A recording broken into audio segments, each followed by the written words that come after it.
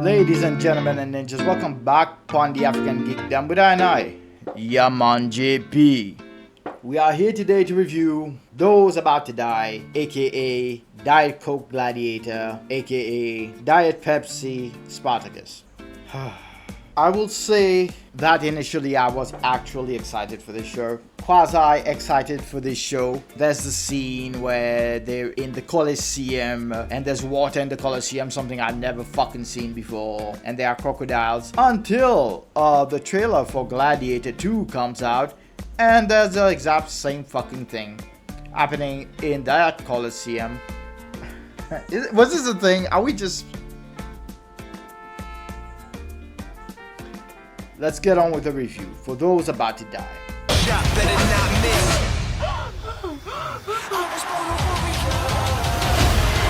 20 years ago, I scavenged. One beating taken, one beating given, one ugly errand at a time. I thought you were dead. I'm gonna take everything from you. Anything can happen. Even plebeians like us might rule this city.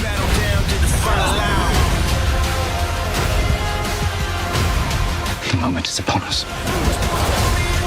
Kill or be killed. Let the games begin!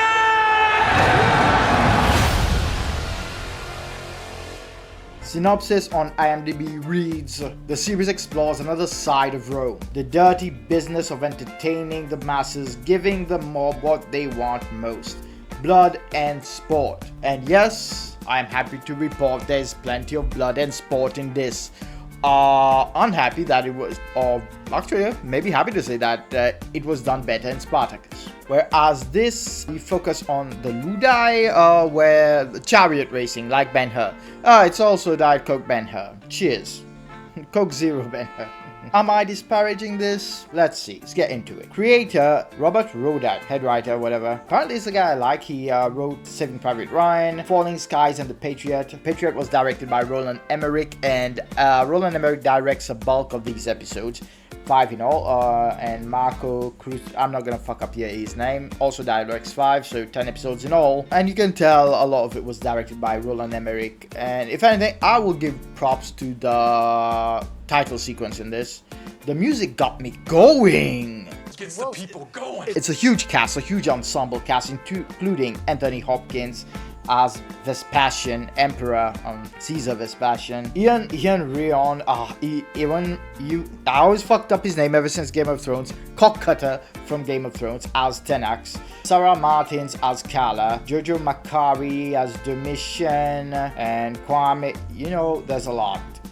Let's just read off the characters. Kwame, Titus, Scorpus, Vespasian, and Pepe. So, what you get from the synopsis is true, but there's a lot going on in this show. So, what's going down here? Let's see. You have a trio, or a quartet of Kwame and his sisters who get enslaved by the Romans for shitty reasons.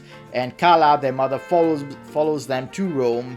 I don't know how she could easily just get on a slave ship and go to Rome with them, so that she could find a way to free them. They are the three brothers. The three brothers,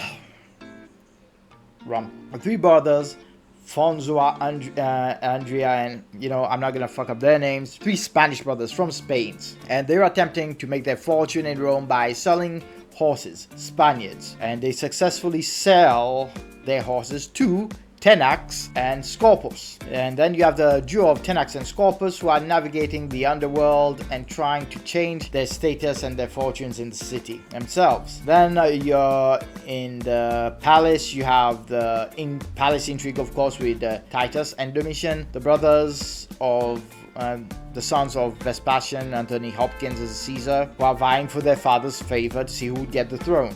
And these 4 different storylines intertwine and mix up along the way. But we're here for the fucking fights and the horse races, right? And there's even like a subplot of somebody hunting Tenax, somebody from his past, a huge motherfucker. I don't think that was handled very well. It was kind of annoying. It's a very neat package. I liked what I was seeing, except for the knockoff parts. And spoiler, I guess. Kwame gets, of course, sent to He's very small, often underestimated. He's a hunter, but gets sent off to be a gladiator. And he's underestimated, of course, but he shows them off. But he does this thing where he touches the soil with his hands before he fights.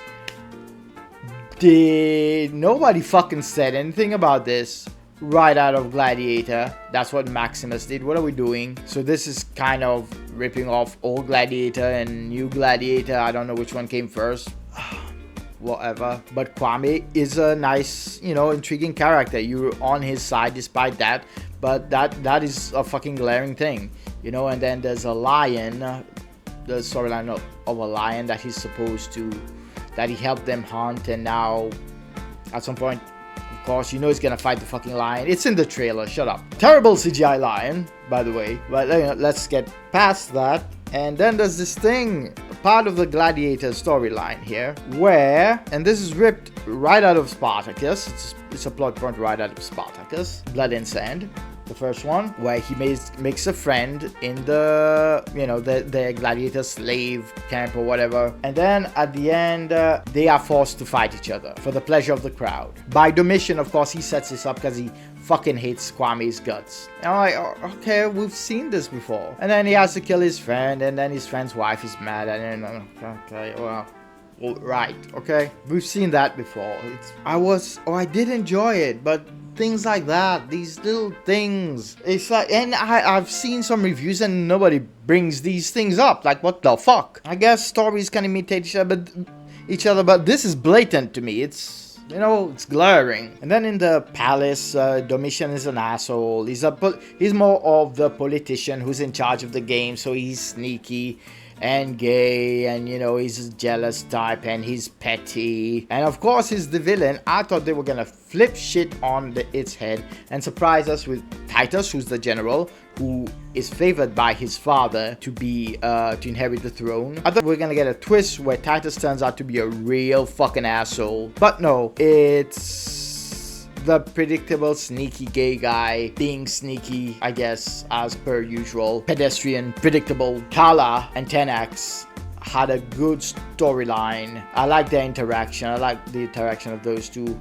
I like the interaction of Kwame and his buddy in the Gladiator arena. Like I said, it's a nice package. There's plenty to hold this up, but to have made it solid, these little plot points that have been borrowed from better movies and better shows should not have been in there, because it just made me think of those movies and those shows, which takes me out of the experience. The choreography, I cannot think of one fight sequence that stood out. Even with Spartacus, I can't name the fight sequence, it's been a while, but I can envision a few things that happened in Spartacus. Especially the start of episode 1 of season 2, where, you know, they were fighting those mercenaries. Wow, superbly choreographed, lots of slow-mo, CGI blood, you know, that was part of its aesthetic. I loved it. But here, they need better fight scenes if they're gonna get a second season.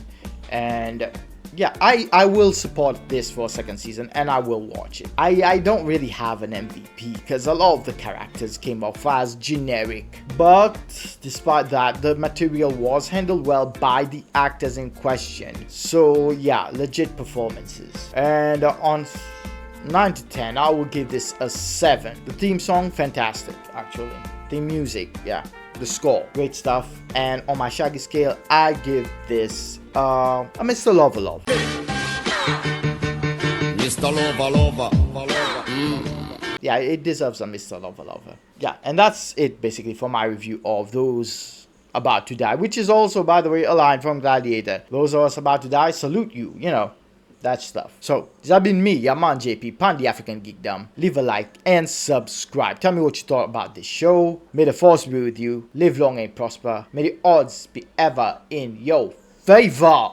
My G. Wakanda forever, my ninjas. I'll catch you on the next one. Drink your rums. Show wing.